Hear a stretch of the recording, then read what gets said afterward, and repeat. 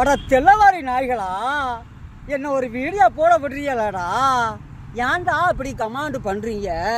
உங்களால் நான் தலையில் பாடுற துண்டை தாண்டா போட்டுட்டு போகணும், உன் தலையில் துண்டை. ஏன்டா இப்படி பண்ணுறீங்க? நிம்மதியாக ஒரு வீடியோ எடுக்க விடுறீங்களடா. நான் எதுக்குடா உங்கள் பிரச்சனையில் எதுவும் வரேனடா, தலையிறேனடா? ஏன்டா என்னோட கமாண்டு பண்ணிகிட்டே இருக்கிறீ தெல்லவாரி நாய்களா?